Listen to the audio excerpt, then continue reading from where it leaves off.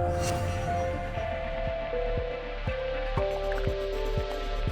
you ever feel like you get stuck every time you try to move forward? I'm Matt Gill, and welcome to another episode of Mornings with Matt.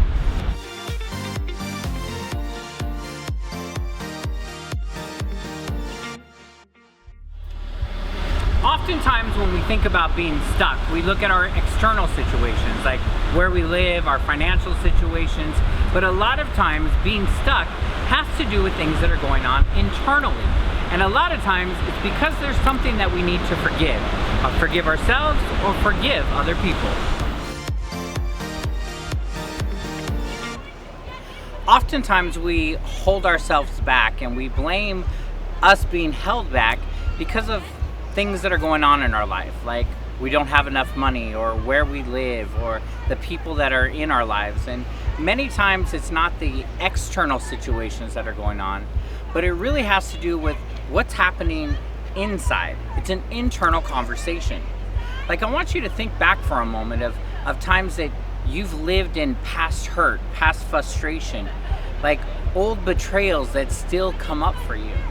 Oftentimes we hold ourselves back because we haven't learned to forgive. We haven't learned to forgive people that have hurt us, people that have done wrong to us, people who haven't been there to show up for us. And many times we haven't learned to forgive ourselves. You may have heard some of my story and some of the chaos and the hurt and the frustration that I created in my life, the relationships that I pushed away, and how for 6.5 years of my life I really felt like I was in a dark place. And what I realized is that because of those choices, because of that chaos, I kept holding myself to my past, and I hadn't forgiven myself. I was living in the guilt and the shame and the hurt that I caused on me, but also the hurt and the frustration that I caused on other people. I had to get to a place where I forgave myself first and cleared away the stories. I want you to think for a moment, what are some of the things that you know you're holding yourself to? The past stories that you're still believing, that even though you may have done some work around, they still pop up. And quite often they're popping up at the time when you know that you want to move forward. Like you have movement, and then all of a sudden you get stuck. You get stuck in quicksand, and it keeps pulling you down.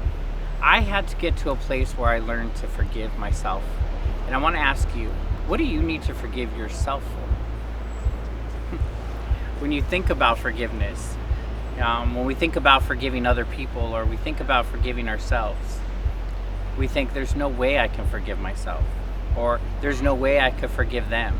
See, when we think about forgiveness does not excuse the behavior, doesn't condone the behavior.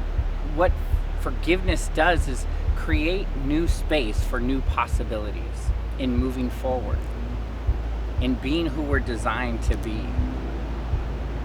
Forgiving yourself, forgiving others, is creating new possibility for your future.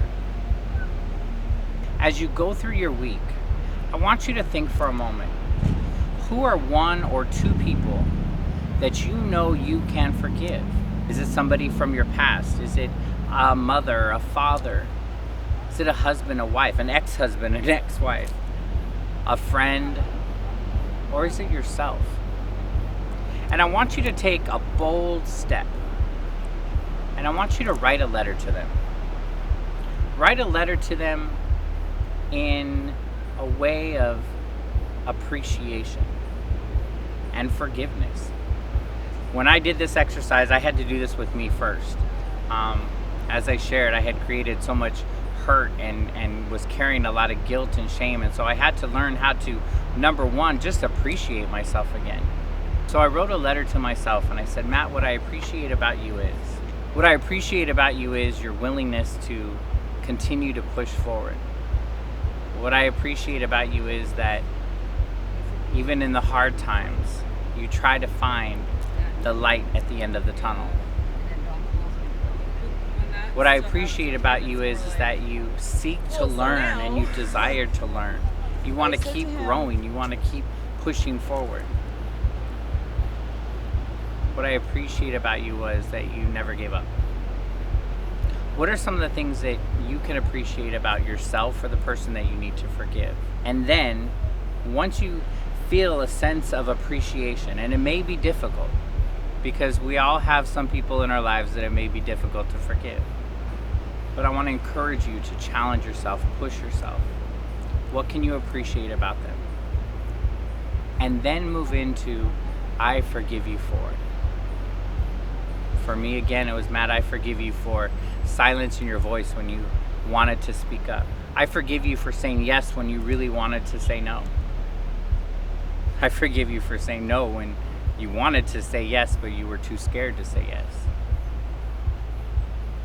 I forgive you for the hurt that you caused myself and that you caused for others. Think for a moment, what are the things that you can forgive either them or yourself for? Now, with this letter, you don't have to send it. As a matter of fact, I never send any of my letters. But it was a way for me to get out of my head, for me to get the clearing, to create the space of new possibility and new hope. I know it's not an easy assignment, it's not an easy task, because it's not something that we are used to doing. We're used to sitting in our story, we're used to sitting in that hurt, sitting in that frustration. But this week, take some time. Write a letter to one or two people. What I appreciate you for, what I forgive you for. And when you move into forgiveness, you're going to be creating new space for your new possibility and for your future.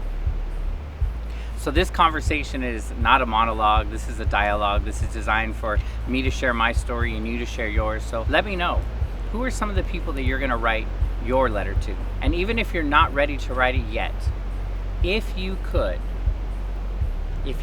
write a letter, who would you write it to? And what would you forgive them for? Listen, this is our safe space. For me to share my journey, you to share your journey, and for us to share our journey together. I'm your brother in possibility and abundance, and I can't wait to see you the next time.